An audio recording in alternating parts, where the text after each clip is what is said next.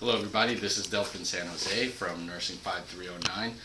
Today we're going to be talking about how to do an oil change for your vehicle. First off and first and foremost, you got to make sure that your vehicle is safe and everybody else that's going to be working on the vehicle remains safe. So let's get started. Already prepped the vehicle. It's already up on the stands. If you look underneath, look at the stand. It's already on the stand so that it'll be easily accessed to get underneath the vehicle to change the oil. Okay, so the first thing you got to do is make sure everything is safe and then have your equipment. Okay, now we have the oil that's compatible. Look at the oil. Okay, no, don't move too much. We're going to be using 6 quarts of oil, 0.20, and you got to make sure that you look at the recommended motor oil that the car company requires you to use. Otherwise, it may not. It's not really going to affect you anything, but it's just a consistency. You also need your wrenches, your ratchet, and your nut removers, and oil collecting pan. So this is the top of the engine. This is where you put the oil. So you open this up.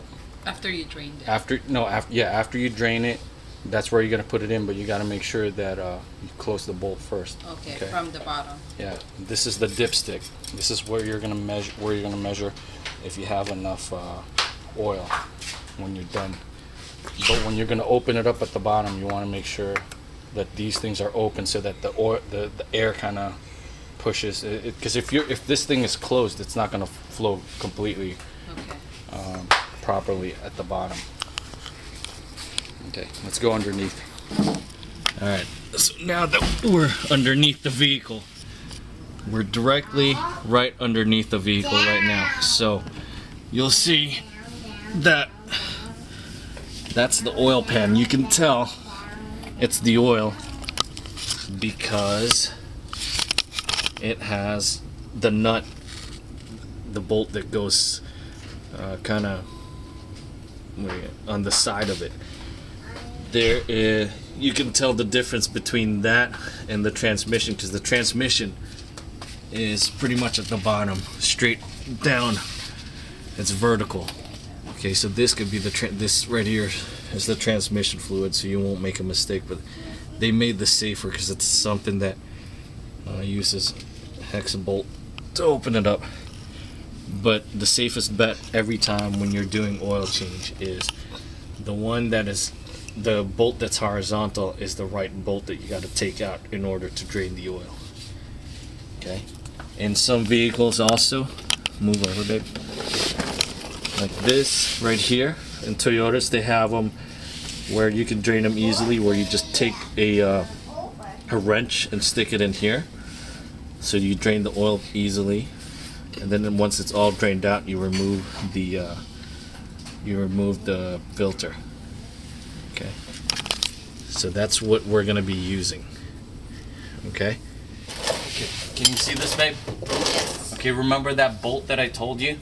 The one that's horizontal? That's Yes. what we're gonna loosen up. Alright. Okay? You know we're recording. I know. Righty tighty, lefty loosey. So righty, I'm gonna pull towards me. Or no, I'm sorry, lefty. To loosen it up. So it's loose. I put the oil pan in place. Oil drain pan in place so that I don't make a mess. Keep loosening it up. I forgot to tell you, you gotta make sure that the car is cooled down, because otherwise it's gonna burn you. The oil will burn you when you open it up. Okay, so open it up. It's gonna drain out. There you go. Do you get a lot of those What's that? oil back? Yeah, it's pretty much maybe 90% of what you put in there, or maybe more, 95%.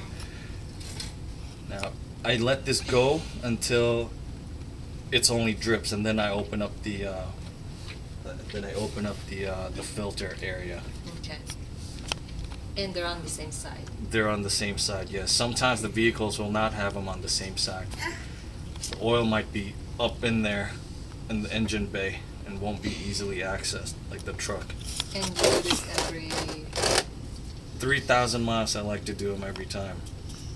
But if it's synthetic, then I probably go every 5. But 3,000, I like to change them every time. Dripping like this already, baby? yeah. See how it's already becoming less? Yeah. Once you see it just drips, then it's okay to cap that part on, put the bolt back on there. But we You won't. don't want to completely empty it? I mean, yeah, we'll completely empty it until you see all those drops. But the thing is, sometimes, you know, it's up to you if you want to just see if you want to let the drops hit the floor or not. But that's fine. After the flow of the oil gets less here, then we got to move over a little bit to loosen this oil. So we can probably do that right now. So it's gonna start dripping some oil. Can you see, babe? Yes, I can. That's the filter we're removing though, right? Yeah. The old one. That's the old one. And it's on the same side as where you're doing the oil. Yep. Okay, be careful because it might splash.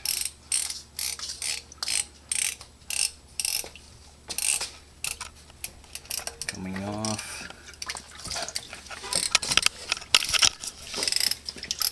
Make sure you don't splash your eyes, guys. There we go. It's a lot of oil. Yep. Ow. Gonna hit you?